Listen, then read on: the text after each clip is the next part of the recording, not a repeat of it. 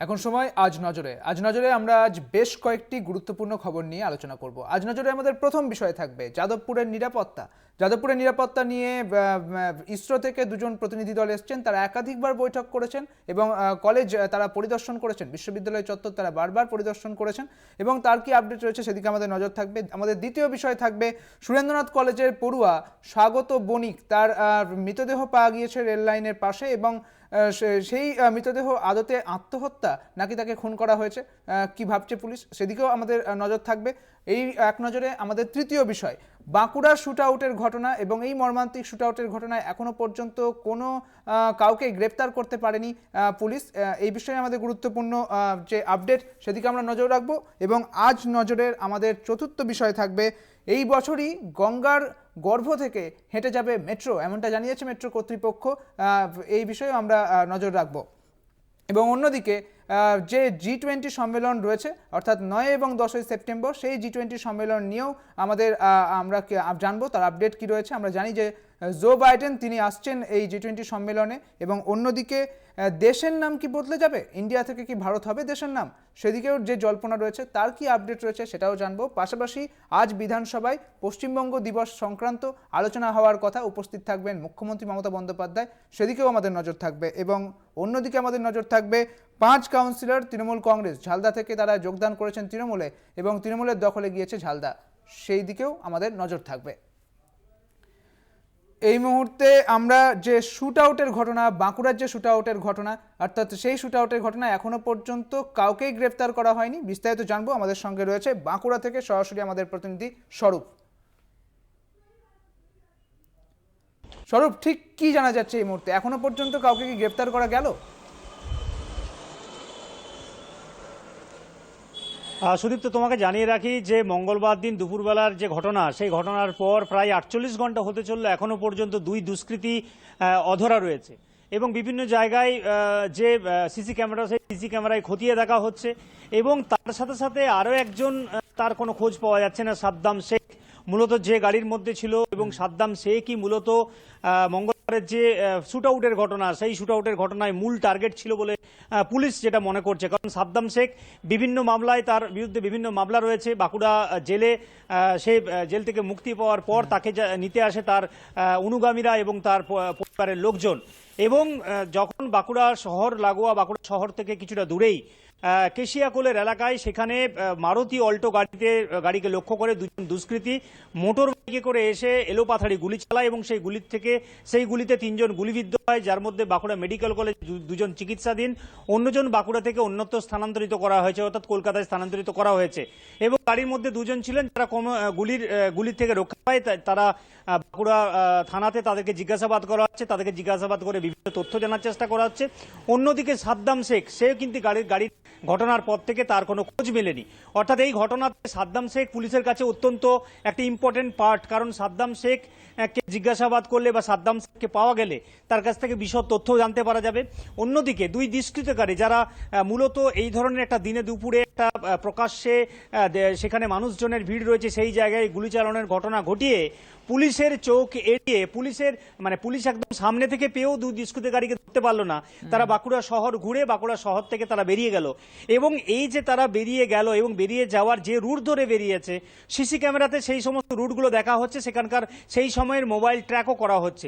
এবং তারা আদৌ বাঁকুড়ার জেলা ছেড়ে বেরিয়ে গেছে কিনা বা বাঁকুড়ায় রয়েছে কিনা সেটা কিন্তু এখনো পুলিশের কাছে কোনো কনফার্মেশন পাওয়া যায়নি। এবং এই দুষ্কৃতকারী কারা, তারা কোথা থেকে এসেছিল, এবং যেটা মনে হচ্ছে বা যেটা তদন্তে যেটা পুলিশ মনে করছে যে এই দুষ্কৃতকারীরা সাদ্দাম শেখের বিরোধী কোনো গোষ্ঠী হতে পারে। কারণ সাদ্দাম শেখ একটা নামকরা এলাকার একটা নামকরা পরিচিতি রয়েছে এবং সেই জায়গায় দাঁড়িয়ে সাদ্দাম শেখ নতুন করে ওই এলাকায় প্রবেশ করলে সে তার নিজের যে সহমহিমায় ফিরে আসবে, সেটা যাতে ফিরে আসতে না পারে সেই জন্য হয়তো তাকে দমানোর জন্য গুলি করে একটা হত্যা করার চক্রান্ত করা হয়েছিল। এই দুষ্কৃতকারীদের তরফ থেকে, অর্থাৎ একটা বিরোধী গোষ্ঠীর দিকে অভিযোগের আঙুল উঠছে। কিন্তু এই দুই দুষ্কৃতীর মূলত পরিচয়, তাদের ট্রেস, তারা কোথায় আছে, পুলিশের চোখের সামনে থেকে তারা বাঁকুড়া শহর থেকে বেরিয়ে গেল, অর্থাৎ পুলিশের নাগালের বাইরে চলে গেল। 24 ঘন্টা পেরিয়ে 48 ঘন্টা প্রায় অতিক্রান্ত হতে চলল, এখনো পর্যন্ত দুই দুষ্কৃতীর কোনো খোঁজ নিতে পারল না পুলিশ। অন্যদিকে গতকাল ঘটনাস্থল থেকে একটি পিস্তল উদ্ধার হয়েছে, পুলিশ ওখান থেকে নমুনা কিছু সংগ্রহ করেছে এবং বিভিন্ন জায়গায় যে সিসি ক্যামেরাগুলো রয়েছে সেই সিসি ক্যামেরাগুলোতে ছবি শনাক্ত করা হচ্ছে। পুলিশের একটা মোটর বাইক উদ্ধার হয়েছে, পুলিশ যদিও সেই মোটর বাইকটি সেই দুষ্কৃতকারীদের কিনা সেই বিষয়টা কিন্তু এখনো সুস্পষ্টভাবে জানায়নি। তবে পুলিশের যেটা মনে করছে, প্রাথমিকভাবে যেটা মনে করা হচ্ছে বা পুলিশের একটা অংশ মনে করছে, যে দুষ্কৃতকারী এই ঘটনা ঘটিয়েছে তারা বাঁকুড়া শহর থেকে বেরোনোর জায়গা না পেয়ে তারা জামা কাপড় বদল করে মোটর বাইক ফেলে দিয়ে তারা অন্য পথ অবলম্বন করে তারা বেরিয়ে যায়, এমনটা কিন্তু পুলিশের একটা অংশ মনে করছে। যদিও পুলিশের তরফ থেকে এখনো সুস্পষ্টভাবে জানানো হয়নি। জেলা পুলিশ সুপার বারে বারে জানিয়েছেন ঘটনার তদন্ত চলছে, ঘটনার তদন্ত প্রক্রিয়া চলছে, তদন্তের পরই হয়তো বিশদে জানতে পারা যাবে। তবে এই দুষ্কৃতকারীরা দুবার পুলিশের মুখোমুখি হওয়ার পরেও পুলিশ এখনো পর্যন্ত তাদেরকে ধরতে পারলো না। এই বিষয়টা কিন্তু রীতিমতো প্রশ্ন উঠতে শুরু করেছে পুলিশের তদন্ত নিয়ে। নজর রাখো, আমাদেরও নজর থাকবে, তুমি আমাদের সঙ্গে থাকো। এবার যেটা জানবো, এতদিন পর্যন্ত পাতাল রেল ছুটতো, অর্থাৎ মাটির ভেতর দিয়ে ছুটে যেত মেট্রো, এবার থেকে গঙ্গার গর্ভ থেকে ছুটে যাবে মেট্রো এবং এই বছরই এই মেট্রো চলাচল শুরু হচ্ছে গঙ্গার গর্ভ থেকে, এমনটাই জানা যাচ্ছে, এমনটাই বলছে মেট্রো কর্তৃপক্ষ। বিস্তারিত জানবো, আমাদের সঙ্গে রয়েছে আমাদের প্রতিনিধি জগন্নাথ। ঠিক কি জানা যাচ্ছে, কবে থেকে শুরু হচ্ছে এই মেট্রো? দেখো, অত্যন্ত গুরুত্বপূর্ণ হাওড়া এই ময়দানে মেট্রো স্টেশনের এই উদ্বোধন 2023 ডিসেম্বর মাসে উদ্বোধন হতে চলেছে। মেট্রো কর্তৃপক্ষ এই বিষয়টা জানিয়েছে। তবে তোমাকে বলে রাখি যে হাওড়া ময়দান চত্বর বিভিন্নভাবে সাজিয়ে তোলা হচ্ছে।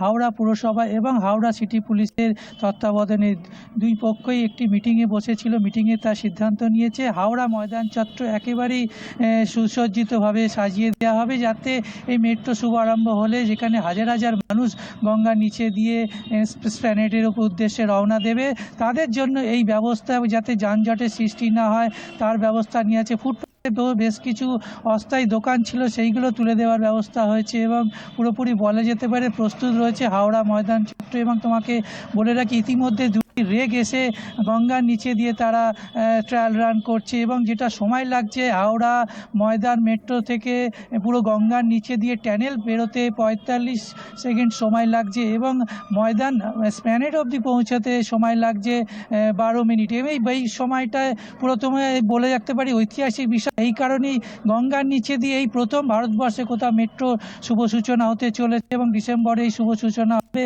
মানুষ পেতে চলেছে। হাওড়াবাসীর পক্ষে যেরকম একটা সুখবর এবং প্রচুর যানজট সৃষ্টি। হাওড়া একটা প্রাণকেন্দ্র, এখান থেকে হাজার হাজার মানুষ কলকাতার উদ্দেশ্যে বিভিন্ন যানবাহনের মাধ্যমে লঞ্চে করে যাতায়াত করে, সেখানে মেট্রো চালু হয়ে গেলে অনেকটাই যানজট মুক্ত হবে এবং মানুষের কাজের ক্ষেত্রে অনেকটা সুবিধা হবে। এবং দুটি রেক, যেটা বলা হচ্ছে মেট্রো কর্তৃপক্ষ থেকে, যে আপ আর ডাউন 12 মিনিট অন্তর মেট্রো চলবে, 12 মিনিট গ্যাপ অন্তর একটি মেট্রো আপে এবং একটি মেট্রো ডাউনে চলাচল করে। ইতিমধ্যেই দুটি মেট্রো ট্রায়াল রান চলছে গঙ্গার নিচে দিয়ে। ঐতিহাসিক এই মেট্রো স্টেশন হাওড়া ময়দান, যেখানে মানুষজন অনুভব করতে পারবে একবারে ট্যানেলের নিচে গঙ্গার নিচে দিয়ে পার হবে। গঙ্গার নিচে দিয়ে পার হতে তোমাকে বারবার বলছি 45 সেকেন্ড সময় লাগবে। সেই সময়টা মেট্রো কর্তৃপক্ষ থেকে যে মেট্রোতে অ্যানাউন্স করে দেওয়া হবে যাত্রীদের জন্য যে গঙ্গার নিচে দিয়ে যাত্রা শুভারম্ভ শুরু হচ্ছে এবং যাত্রীরা অনুভব করতে না পারলেও এটা ঐতিহাসিক বিষয়। এই কারণেই এর আগে কোনো জায়গায় গঙ্গার নিচে অর্থাৎ নদীর নিচে দিয়ে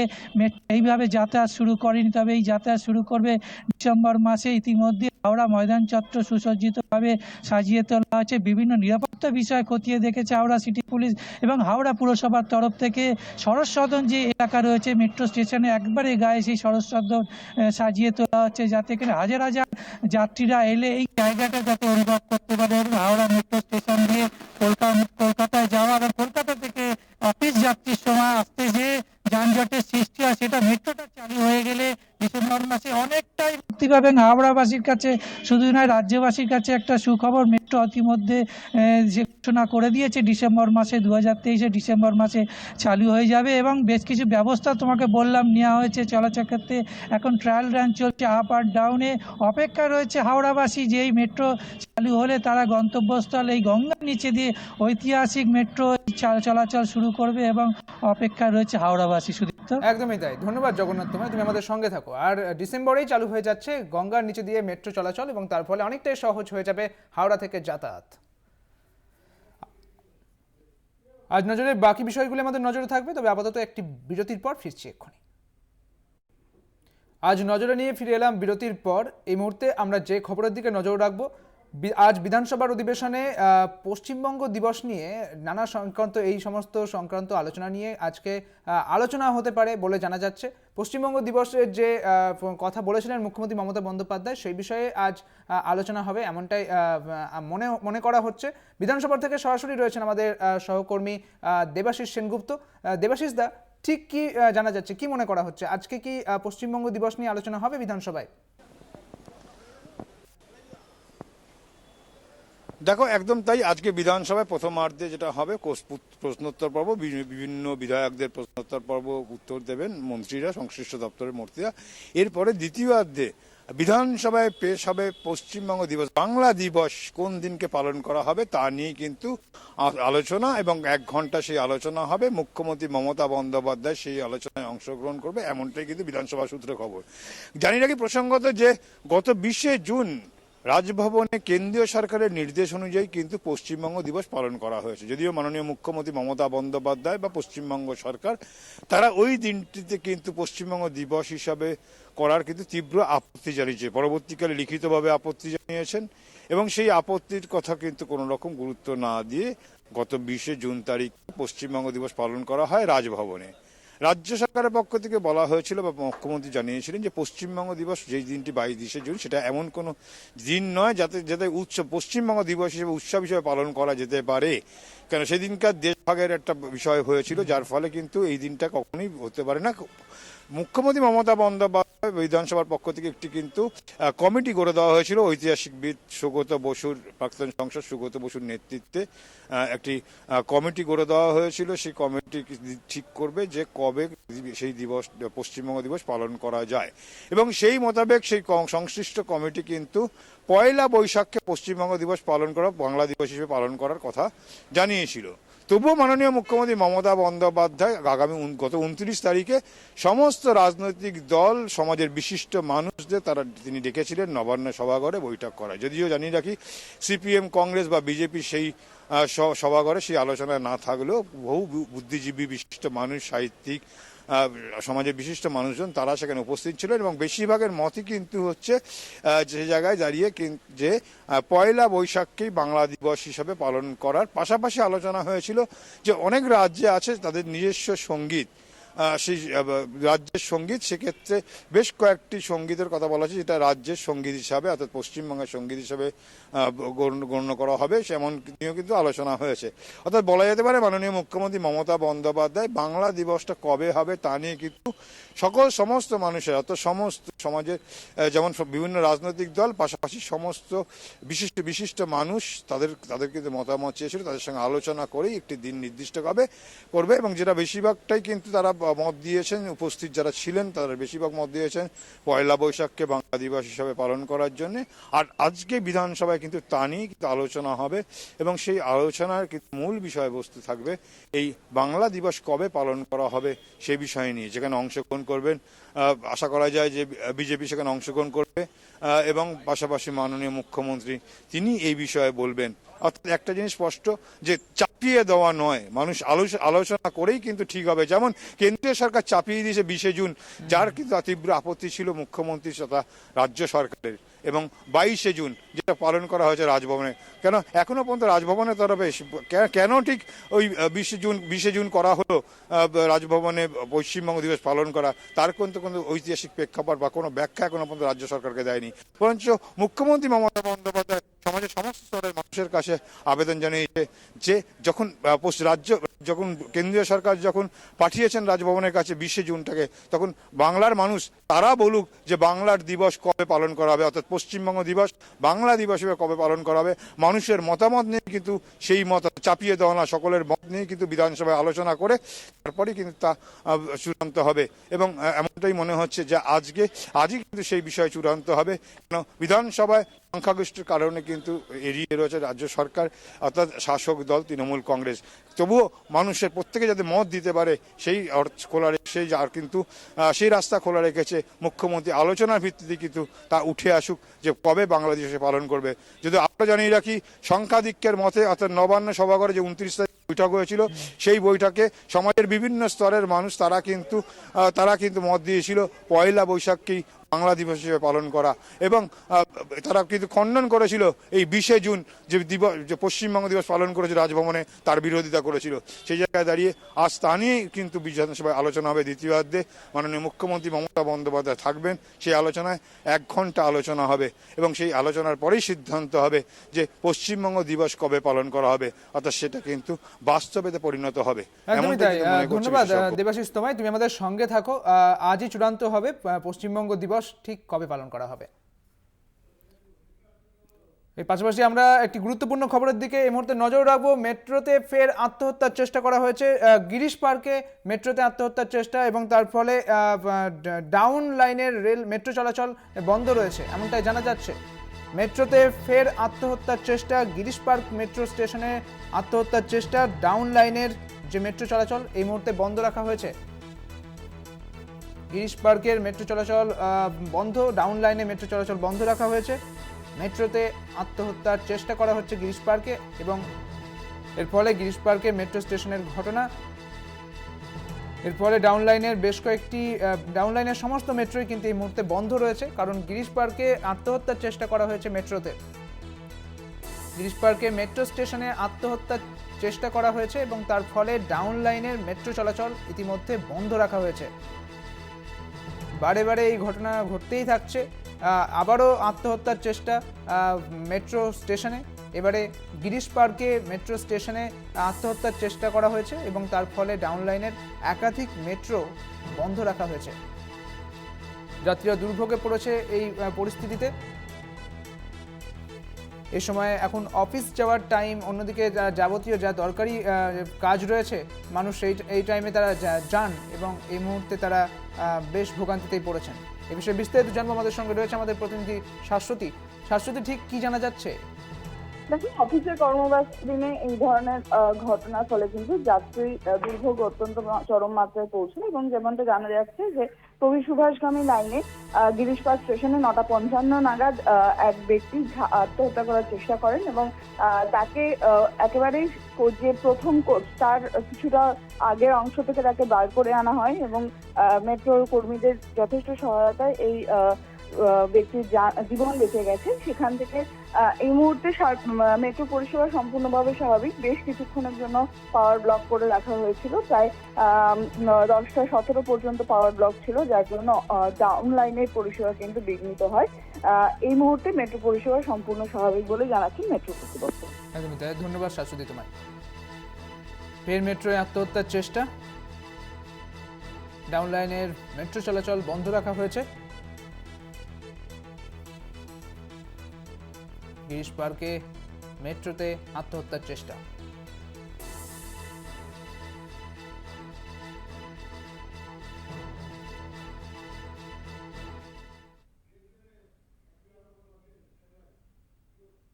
আজ নজরে নিয়ে ফিরবো, তবে এখন সময় একটি বিরতির। আজ নজরে নিয়ে ফিরে এলাম বিরতির পর। এবার নজর রাখবো G20 সম্মেলন, অর্থাৎ এই G20 সম্মেলন 9 সেপ্টেম্বর এবং 10 সেপ্টেম্বর 2 দিন ব্যাপী এই G20 সম্মেলন হবে এবং এই জো বাইডেন এই সম্মেলনে যোগ দিচ্ছেন এমনটা জানিয়ে দিয়েছেন তিনি, যেটা নিয়ে জল্পনা ছিল। এই G20 সম্মেলন অনুষ্ঠিত হচ্ছে 9 সেপ্টেম্বর এবং 10 সেপ্টেম্বর দুদিন ব্যাপী, এবং তার আগে অভ্যাগতদের নিয়ে রাষ্ট্রপতি ভবনে নৈশভোজও হবে এমনটা জানা গিয়েছে। 9 সেপ্টেম্বর মুখ্যমন্ত্রী মমতা বন্দ্যোপাধ্যায় সেই নৈশভোজে যাচ্ছেন এবং সেই সঙ্গে যাচ্ছেন বাংলাদেশের প্রধানমন্ত্রী শেখ হাসিনা, তিনিও যাচ্ছেন। মনে করা হচ্ছে শেখ হাসিনার সঙ্গে মুখ্যমন্ত্রীর দেখাও হবে। তবে এই G20 সম্মেলন নিয়ে আরও বিস্তারিত জানবো। আমাদের সঙ্গে রয়েছেন দিল্লি থেকে সরাসরি আমাদের প্রতিনিধি প্রদীপজি আমাদের সঙ্গে রয়েছেন। প্রদীপজি, क्या अपडेट है G20 समिट के? जी, आपको बता दूं कि लगातार दिल्ली में जो 20 सम्मेलन होने वाला है, जिसमें विश्व की महान 20 शक्तियां शामिल हैं और जिसमें 9 देशों का एक डेलीगेशन यहाँ आएगा। जो राष्ट्रपति है, कोई प्रधानमंत्री, अन्य देशों के यहाँ आएंगे। दिल्ली में 9 और 10 सितंबर को यह बैठक होगी, जिसको लेकर पूरी तरीके से तैयारियां की जा चुकी हैं। और सुरक्षा के लिहाज से मैं बता दूं आपको, सुरक्षा के लिहाज से भी यहाँ तैयारी की जा चुकी है। साज सज्जा की बात करूं तो साज सज्जा पे लगभग 600 करोड़ से ज़्यादा भारत सरकार ने खर्च किया है और काफ़ी सुंदर दिल्ली को बना दिया गया है, जिसकी एलजी भी आज उसका दौरा कर रहे थे कि कुछ कमी तो नहीं है, जिसको समय रहते ठीक किया जाए। दिल्ली के प्रगति मैदान में ये 9 और 10 तारीख को ये सम्मेलन होगा, जो समिट आएगा G20 का, उसमें तैयारी की जाएगी। और आपको बता दें कि लगातार सुरक्षा के लिहाज से चाक चौबंद व्यवस्था दिल्ली में की गई है। एयरपोर्ट से लेकर होटल तक की व्यवस्था एक चाक चौबंद व्यवस्था की दृष्टि से सुरक्षा के लिहाज से की गई है। हॉस्पिटल में भी सुपर वीवीआईपी एक बेड बनाया गया है, जहां पर अगर जो किसी को प्रॉब्लम्स हो जाती है, जो आए हुए डेलीगेशन है, अगर उनमें से किसी को प्रॉब्लम होती है तो वह तुरंत वहां उनका वीवीआईपी के द्वारा उपचार किया जा सकता है। और वहीं आपको बता दें कि जो ये सम्मेलन है, इसमें जो बात होती है, दुनिया के सबसे बड़े देशों के वित्त मंत्री, सेंट्रल बैंक के गवर्नर और जो रहने वाले, इन्होंने 1999 में पहले G20 की स्थापना की थी और उसी को लेकर लगभग इसमें 20 जो शिखर सम्मेलन में आएंगे, जो 20 यानी कि भारत को मिला के कुल 20 सदस्य होते हैं, जिसमें 19 सदस्य आने, जिसमें प्रमुख नाम अमेरिका के राष्ट्रपति बाइडेन का नाम है और दूसरे यूके का जो पीएम है ऋषि सुनकर है, फ्रांस के राष्ट्रपति एमेन्युएल हैं, आ रहे हैं। 19 देशों के प्रतिनिधि आएंगे और राष्ट्र जो प्रमुख रहेंगे वह सभी आएंगे इसमें। और साथ साथ भारत ने 9 देशों को भी आमंत्रित किया। मैं बता दूं आपको कि जिसमें बांग्लादेश, मिस्र, मॉरिशस, नीदरलैंड, नाइजीरिया, ओबाम, सिंगापुर, स्पेन शामिल हैं। और वहीं आपको ये भी बता दूं कि इस G20 सम्मेलन में चीन के राष्ट्रपति शी जिनपिंग की जगह पे प्रधानमंत्री ली क्विंग चीन की तरफ से प्रतिनिधि करेंगी। और मुख्य रूप से वैश्विक अर्थव्यवस्था, वित्तीय व्यवस्था, निवेश और जलवायु परिवर्तन समेत जरूरी मुद्दों पर इनमें चर्चा होगी। और दुनिया की जीडीपी में जो ये प्रमुख 20 महाशक्ति देश हैं, इनकी बड़ी भूमिका रहती है। लगभग 85% इनकी जो हिस्सेदारी होती है, 85% की हिस्सेदारी होती है। और वहीं इस सम्मेलन में जो क्रिप्टो करेंसी है, उसके नियम को बनाने को लेकर भी इस पर चर्चा होगी। भारत G20 का संस्थापक सदस्य भी है। G20 की अध्यक्षता भारत को विश्व आर्थिक व्यवस्था के अपनी भूमिका को मजबूत करने और वैश्विक सॉफ्ट पावर को एक अनूठा अवसर प्रदान करती है। और वहीं आपको बताते हैं कि भारत के प्रोफाइल को मजबूत करती है। भारत एक महाशक्ति के रूप में उभर गया। जैसे कि पहले आपको बता दें कि जो चंद्रयान की जो लैंडिंग हुई थी, उसको भी लेकर भारत अपनी ताकत को दिखा चुका था। और वहीं अब G20 का जो सम्मेलन भारत में जो मेजबानी कर रहा है, इसमें भी बाइडन जो राष्ट्रपति अमेरिका के, उन्होंने भी भारत की तारीफ करते हुए कहा कि भारत अब अमेरिका के नज़र में एक सबसे महाशक्तिशाली देश के रूप में उभरता नजर आ रहा है। जी হ্যাঁ, একদমই তাই। G20 সম্মেলনের দিকেই আমাদের নজর থাকবে। G20 সম্মেলনের জন্য সেজে উঠেছে রাজ্য, সেজে উঠেছে রাজধানী, এবং পাশাপাশি যে খবরের দিকে আমরা নজর রাখবো, এটা রাখতেই হচ্ছে কারণ দেশের নাম কি বদলে যেতে পারে, ইন্ডিয়া থেকে কি ভারত হতে পারে, এই নিয়ে জল্পনা তৈরি হয়েছে। দেশ কা নাম क्या बदल जाएगा, ये जानना चाहेंगे हम। दिल्ली की जनता क्या कह रहे हैं, नीरज जी, प्रदीप जी। जी जी जी मैं आपको बता दूं कि जिस तरीके से भारत के राष्ट्रपति ने जो G20 सम्मेलन में जितने भी प्रतिनिधि आएंगे, उनको एक इन्विटेशन भेजा था और उस इन्विटेशन में लिखा था प्रेसिडेंट ऑफ भारत, जिसको लेकर विपक्षी दलों ने हंगामा किया और विपक्षी दलों ने कहा कि यह संविधान के खिलाफ। और जिस तरीके से जो विपक्षी दलों ने एक जो संगठन बनाया था, इंडिया नाम जिस संगठन को दिया था, उसको लेकर कहीं ना कहीं विपक्ष ने भी तंज कसे थे। और 4 अगस्त है, उसको लेकर कोर्ट में भी ये याचिका दायर की गई थी कि ये नाम लगे। बहरहाल इसको भी लेकर ये भी चर्चा चल रही है कि जो विपक्ष है, विपक्ष का ये आरोप है कि इंडिया जो नाम रखा गया गठबंधन का, उसको लेकर कहीं ना कहीं भाजपा डर गई है, जिसको लेकर भाजपा ने एक नया खेल खेला है, जिसमें बता दें कि आपको कि जो बीजेपी की तरफ से ये बताया जा रहा है कि जो गुलामी की निशानियां उनको मिटाया जाएगा, क्योंकि जिस तरीके से जो बात आ रही है सामने रख के कि लगातार आरोप पे आरोप लगते जा रहे हैं, आरोप प्रत्यारोप होता जा रहा है, राजनीति होती जा रही है, इंडिया वर्सेस भारत के नाम से एक तरह का युद्ध छिड़ गया है। और वही जनता का भी यही कहना है कि अगर प्राचीनतमता की बात की जाए तो प्राचीन काल में भी इस देश को भारत आर्यव्रत के नाम से ही पहचाना जाता है। लेकिन वही ये संविधान जो अनुच्छेद हमें एक बताता है कि इंडिया ऑफ भारत, यानी कि that is a Bharat, India is that is a Bharat, यानी इंडिया को भारत ही कहा जाता है। इसको भी लेकर कहीं ना कहीं बीजेपी अपनी मजबूत पकड़ दिखाई। हालांकि आपको ये भी बता दूं कि ये लगातार ये पहले भी बात आ चुकी है कि जो संविधान में से इंडिया का नाम हटा देना चाहिए और केवल भारत ही रखना चाहिए, जिसको लेकर सुप्रीम कोर्ट में भी याचिका दायर की गई थी, जिसको लेकर पहले सुप्रीम कोर्ट ने इस याचिका को खारिज कर दिया था। वही कांग्रेस के जो राज्यसभा मेंबर थे 2012 में, उन्होंने भी कहा था कि इसको लेकर जो विवाद चलता आता है कि इंडिया नाम हटा देना चाहिए और भारत रख देना चाहिए। ये कांग्रेस के एक राज्यसभा मेंबर ने भी इसकी वकालत की थी। लेकिन बहरहाल अभी ये बात सामने रखी जाएगी और जो विशेष सत्र जिस तरीके से बुलाया गया 5 दिनों 18 सितंबर जो चलेगा, उससे भी कांग्रेस पार्टी जो विपक्षी दल है इस पर हल्ला बोल सकते हैं। जी ধন্যবাদ প্রদীপ জি, आप मेरे साथ रहिए अभी। এবারে আপনাদের যাদবপুরে নিয়ে যাব এবং যাদবপুরের যে নিরাপত্তা, সেই নিরাপত্তা নিয়েও কি ভাবছে যাদবপুর। আমরা জানি যে ইসরোর 2 প্রতিনিধি দল তারা যাদবপুরে এসে গিয়েছেন এবং দুদিন ধরে এই বৈঠক চলছে যাদবপুরের কর্তৃপক্ষের সঙ্গে। তারা বিশ্ববিদ্যালয় পরিদর্শন করেছেন এবং আজও করবেন বলে জানা যাচ্ছে। এই বিষয়ে বিস্তারিত জানবো, আমাদের সঙ্গে রয়েছে যাদবপুর থেকে সরাসরি আমাদের প্রতিনিধি শুভঙ্কর। শুভঙ্কর, ঠিক কি জানা যাচ্ছে? দেখো, তুমি জানিয়ে রাখি যে ইসরোর প্রতিনিধি দল গতকালই পরিদর্শন করে চলে গেছে। আজকে কোনো পরিদর্শনের বিষয় নেই। দুদিনের পরিদর্শন ছিল 5 এবং 6 তারিখ, সেটা তারা শেষ করেছে এবং আগামীকালই মাফ করবে গতকালই তারা চলে গিয়েছে এখান থেকে। এবং তারা বিশ্ববিদ্যালয়ের সঙ্গে একাধিক বিষয় নিয়ে আলোচনা শুধু নয়, বিভিন্ন স্ট্র্যাটেজিক পয়েন্ট সেই জায়গাগুলো তারা পরিদর্শন করেছে। এবং মেন হোস্টেল, মূলত যেখানে প্লেস অফ অকারেন্স, যেখানে 9 তারিখ ওই বলা যেতে পারে নির্মম ঘটনাটি ঘটেছিল প্রথম বর্ষের পড়ুয়ার সঙ্গে, সেই জায়গাও তারা পরিদর্শন করেছেন। তারা একটি রুট ম্যাপ তৈরি করছেন এবং উপাচার্যের সঙ্গে যে কথা হয়েছিল আমাদের, সেখানে কিন্তু তিনি জানিয়েই দিয়েছিলেন যে প্রথমে ইসরোর তরফ থেকে কি প্রস্তাব দেওয়া হচ্ছে সিকিউরিটির ক্ষেত্রে সেটি দেখা হবে। এক্ষেত্রে কিন্তু অবশ্যই এআই এবং সেই সঙ্গে অর্থাৎ আর্টিফিশিয়াল ইন্টেলিজেন্স, সেই সঙ্গে রেডিও ফ্রিকোয়েন্সি আইডেন্টিফিকেশন বা আরএফআইডি তার ব্যবহার এক্ষেত্রে করা হবে। ক্যামেরার সঙ্গে সংযুক্তভাবে সেটি করার প্রচেষ্টা রয়েছে এবং সেইখানে দাঁড়িয়ে তারা ফিরে গিয়ে এই বিষয়টি নিয়েই কাজ শুরু করবেন বলে জানানো হয়েছে। এবং সেখান থেকে যে প্রস্তাব বিশ্ববিদ্যালয়ের কাছে আসবে সেই প্রস্তাব নিয়ে পর্যালোচনা এবং তারপর তার ফান্ডিং এর জন্য রাজ্যের কাছে আবেদন জানানো হবে বলে উপাচার্য জানিয়েছেন। ফলত এইখানে দাঁড়িয়ে স্বাভাবিকভাবে সিসিটিভির ক্ষেত্রে আমরা দেখেছিলাম রাজ্যের কাছে তদবির করে সেখান থেকে 38 লক্ষ টাকা স্যাংশন হয়েছিল। এই যে নতুন যে সিকিউরিটি মেজার্স বা বলা যেতে পারে যে নিরাপত্তা বলয় তৈরি করা হচ্ছে ইসরো বিজ্ঞানীদের দিয়ে, সেক্ষেত্রে যে ফান্ডিং বা যে অর্থের প্রয়োজন রয়েছে সেটিও কিন্তু রাজ্যের কাছে চাওয়া হবে বলে উপাচার্যের তরফ থেকে জানানো হয়েছে।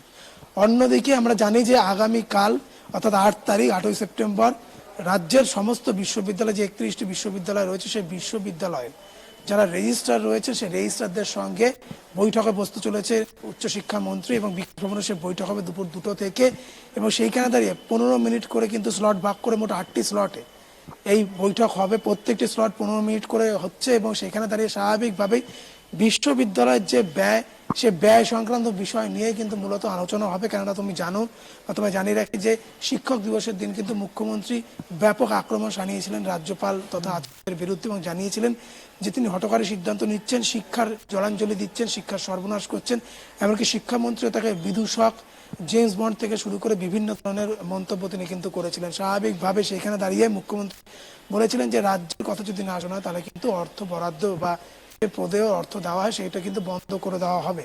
সেখানে থেকে স্বাভাবিকভাবেই সংশ্লিষ্ট মহল মনে করছে বা বিশেষজ্ঞ মহল মনে করছে যে স্বাভাবিকভাবেই আগামীকালের বৈঠক গুরুত্বপূর্ণ হতে চলেছে, কেননা সেখানে অর্থ সংক্রান্ত একাধিক বিষয় নিয়ে কিন্তু আলোচনা হবে এবং সেখানে কিন্তু সেই এক্সপেন্ডিচার বা ব্যয় সংক্রান্ত বিষয় একেবারে স্পষ্ট সেই চিঠিতে লেখা রয়েছে এবং ইতিমধ্যে 31টি বিশ্ববিদ্যালয়ের রেজিস্ট্রারদের কাছে সেই চিঠি পাঠিয়ে দেওয়া হয়েছে। ফলত আগামীকালের যে বৈঠক সেটি অত্যন্ত গুরুত্বপূর্ণ। অন্যদিকে যাদবপুর বিশ্ববিদ্যালয়ের যে সিদ্ধান্ত গ্রহণ, সেই সিদ্ধান্ত গ্রহণ অবশ্যই করা হবে শাস্তি বিধানের ক্ষেত্রে। যাদের বিরুদ্ধে শাস্তির বিধান বা বলা যেতে পারে সুপারিশ রয়েছে, সেটি অবশ্যই এক্সিকিউটিভ কাউন্সিল বা কর্মসমিতির যে বৈঠক, সেই কর্মসমিতির বৈঠকের পরেই কিন্তু যাবতীয় সিদ্ধান্ত গ্রহণ করা হবে। সেই কর্মসমিতির বৈঠক এই মাসেই হবে বলে উপাচার্য জানিয়েছেন। তবে কবে হবে, এই মাসে কোন তারিখ হবে সেটি কিন্তু তিনি স্পষ্ট করে বলেননি। পরবর্তীতে সেই তথ্য পেলে অবশ্যই আমরা জানাবো। তবে এই মুহূর্তে যা খবর সেটি কিন্তু ইসরোর প্রতিনিধিরা ফিরে গিয়ে তারা ইতিমধ্যে যাদবপুরে যে সিকিউরিটি বা নিরাপত্তা বলা হয় সেই নিয়ে ইতিমধ্যেই তারা কাজ শুরু করে দিয়েছেন। একদমই তাই, ধন্যবাদ শুভঙ্কর, তুমি আমাদের সঙ্গে থাকো। যাদবপুরের এই মুহূর্তে ইসরোর যারা প্রতিনিধি দল, দুজন প্রতিনিধি এসেছিলেন এবং তারা পরিদর্শন করে গিয়েছেন বিশ্ববিদ্যালয় এবং তারা ফিরে গিয়েছেন। এরপরই তারা সমস্ত কিছু খতিয়ে দেখবেন এবং সেই অনুযায়ী ব্যবস্থা করবে যাদবপুর কর্তৃপক্ষ। আমাদের সঙ্গে ছিলেন যাদবপুর থেকে শুভঙ্কর, বাঁকুড়া থেকে ছিলেন স্বরূপ এবং হাওড়া থেকে ছিলেন জগন্নাথ, দিল্লি থেকে প্রদীপ। আপনাদের সকলকে ধন্যবাদ জানাচ্ছি। আজ নজরে আমরা নজর রেখেছিলাম বিভিন্ন খবরের দিকে, যাদবপুরের আপডেটে আমরা নজর রাখলাম, পাশাপাশি G20 সম্মেলন নিয়েও আমাদের নজর ছিল বিধানসভার পশ্চিমবঙ্গ দিবস নিয়েও। এই মুহূর্তে একটি বিরতি নিয়ে ফিরছি এক্ষুনি।